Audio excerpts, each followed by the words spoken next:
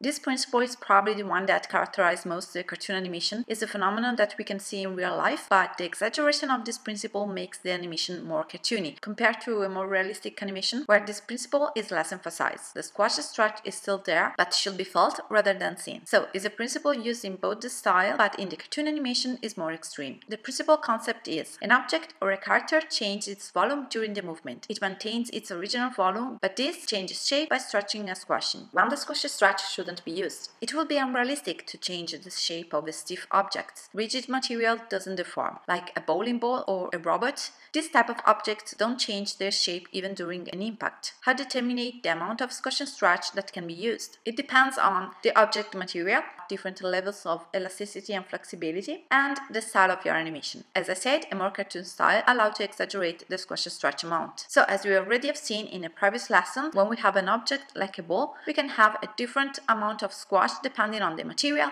the force of the impact, and the weight. Here, two examples of percentage of squash just based on the material. Starting from an object that would have an extreme and visible squash and stretch, like a balloon full of water, up to a stiff object that wouldn't deform at all. The human body is organic, composed by flexible muscles and rigid skeleton that doesn't allow us to change our shape too much. But as I always say, we're doing cartoon, so we can take inspiration from real life and add a bit of exaggeration to make everything more interesting and readable. Keep in mind, during the squash and stretch, the object or the character changes shape, but the volume remains constant. When we extend a part, we have to reduce another one. How to use it? In character animation, there are many situations where we can use this principle. Body mechanic movements like walks, runs, jumps, facial expressions, and acting with extreme poses to emphasize moods and reactions. Let's see some examples. During a walk or a run, we can squash and stretch the chest during the up and down, like the bouncing ball principle, but with a bit of delay. During a jump, the body squash in the preparation to the jump, then stretch during the push and when it lands.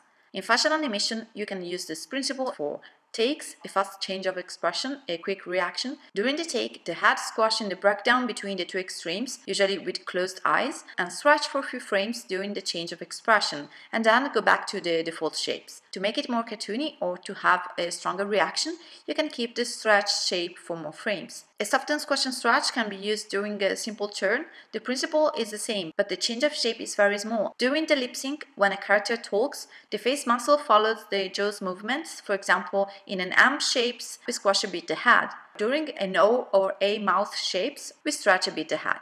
During a blink, we can squash a bit the head when the eyes are closed. It always depends on how much you want to push the cartoony effect. In reality, when we blink, we don't squash the head. We also barely don't move the brows, but in cartoon this is allowed, and this kind of tricks makes the characters more alive. We can also use it to emphasize a moment, a reaction, exaggerating a pose, having this contrast between squash and stretch shapes. You can find a tutorial on how to animate a head take based on the squash and stretch principle and an exercise. Hope that these lessons help to well understand these awesome principles, so make a good use of it.